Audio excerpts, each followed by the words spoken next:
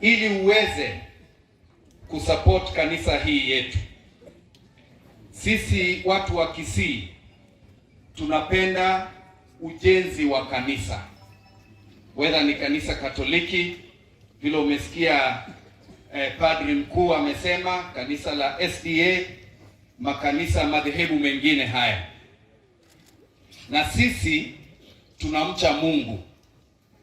Na wakati ninasoma Biblia katika Proverbs 29 chapter 2 inasema, wakati viongozi wazuri wako kwenye mamlaka, wananchi wanasherekea.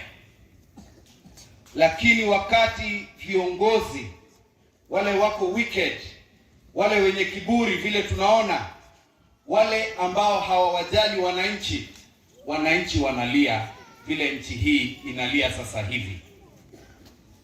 Na leo tumekuja hapa kusupport kanisa, lakini ningeomba nipate dakika mbili ndugu yangu Gisairo niweze kusema jambo.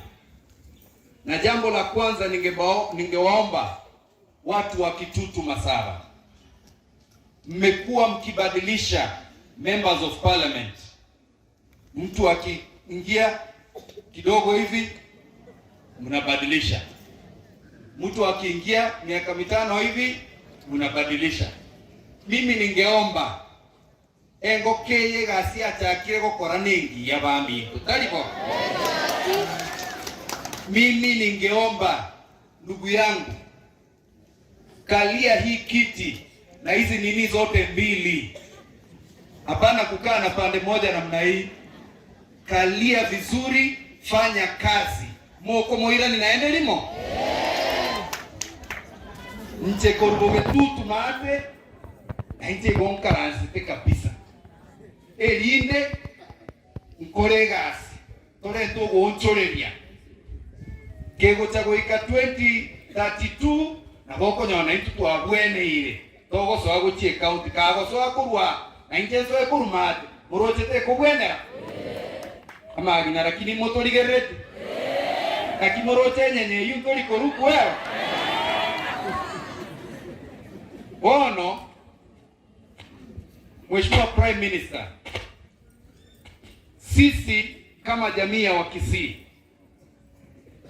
tumefadhaishwa na serikali hii, when the president is supposed to be the uniting factor of this nation, anasherehekea wakati wananchi wanauawa na polisi kiholela.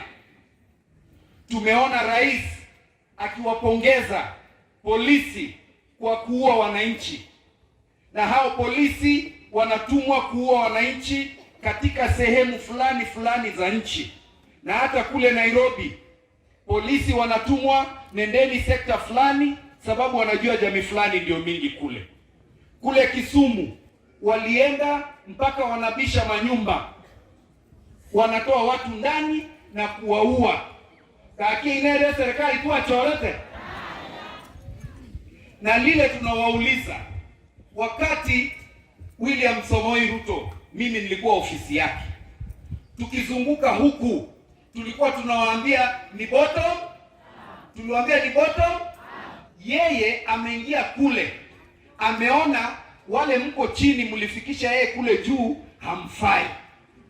Yeye ameanza kuongeza ushuru, ameanza kuongeza bei ya mafuta, na tukisema tunataka kuzungumzia mambo ya cost of living, anasema tukikaa kuzungumza mambo ya cost of living na tutaki kuongea. Uyinere mwachorete. Yeye anapewa mbolea na nchi ya Russia, mbolea ya bure. Wanakuja wanaenda kule Nairobi Industrial Area, wanaongeza mchanga from 33,000 metric tons, wanasema that wanaongeza ebinzari bakomenta, imefika 100,000 tons.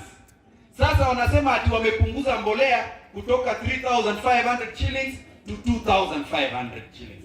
Abantu abagakimbali gotoibera.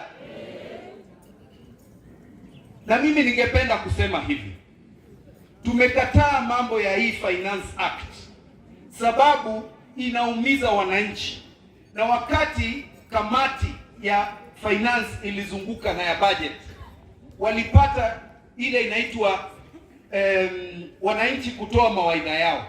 Out of 1,100 people who sent their memoranda, 900 people say they do not support that bill. Lakini wakatumia kifua, hata wajumbe kutoka huku kwetu wakatumika, wakanunuliwa hela kidogo na wakaenda wakapitisha hiyo bill. Abantu abanaende mubaina nyebirogo. Muba maneti